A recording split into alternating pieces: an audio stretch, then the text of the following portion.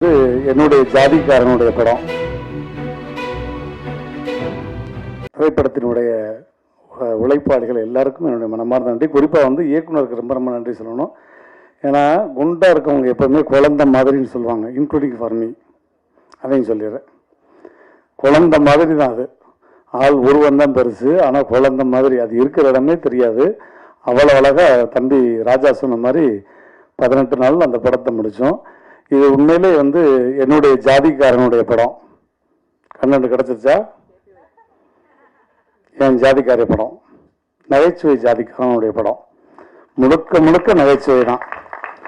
நீங்கள் ஒரு கேபிஒ எபிசோடை எப்படி பார்த்து என்ஜாய் பண்ணுவீங்களோ அது மாதிரி இந்த படத்தில் ஒட்டுமொத்த கேபிஒயும் இந்த படத்தில் பார்க்க போகிறீங்க. அதனால தான் இதுவரையும் நான் நிறைய நம்ம பத்திரிகையாளர் மீட்டிங்கும் சரி, இசை வெளியீட்டெல்லாம் வந்திருக்கேன்.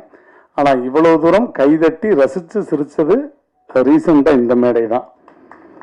ஏன்னா அதற்கு காரணம் இது ஒரு பலகுரல் மேடையாக மாறிடுச்சு. நீங்களே என்ஜாய் பண்ணியிருப்பீங்க. உண்மையே எஸ்ஆர்னோ தேங்க்யூ. ஸோ அந்த மாதிரி எல்லா ஒட்டுமொத்த. ரெண்டாவது, நிறைய இசை வெளியீட்டு விழாவும் இப்போ நான் பார்க்கும்போது எல்லாமே யங்ஸ்டர்ஸ் வர்றாங்க. யங்ஸ்டர்ஸ் வரும்போதுலாம் அவங்களுக்கு பேச தெரியுமா, ஒரு நிமிஷம் 2 நிமிஷத்தில் பேசிட்டு போவாங்கன்னு நினச்சேன்.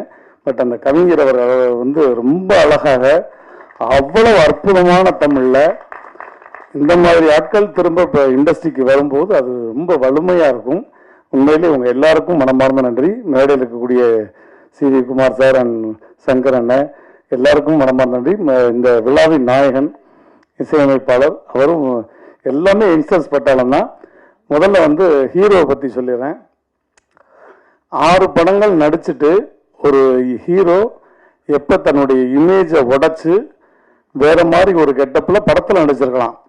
ஆனால் ஒரு மேடைக்கு ஒரு இத்தனை சபையில் அதே கெட்டப்பில் நான் உட்காரேன்னு சொல்லும்போது, இதுவும் என்னுடைய அப்பா உங்களுக்கு தெரியும், என்னுடைய ஆசான் திருநாச்சாரியார், உலக நாயகன், விண்வெளி நாயகன் கமலஹாசன் சார் தான்.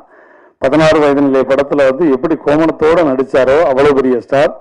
அந்த மாதிரி இன்னைக்கு அவர் இதற்காக சிரத்தை எடுத்து இன்னைக்கு கிட்டத்தட்ட 1 மணி நேரம் மேக்கப் போட்டு அதே கெட்டப்பில் எல்லோரும் பார்க்கட்டும், நான் இந்த கெட்டப்பில் தான் நடிச்சிருக்கேன். அவர் நார்மல் கெட்டப்பில் கூட வந்திருக்கலாம், ஆனால் இந்த கெட்டப்பில் தான் வந்திருக்கேன்னு சொல்லி வந்தார் பாருங்க. அதற்கு மிகப்பெரிய ஒரு கைத்தட்டல் அவருக்கு.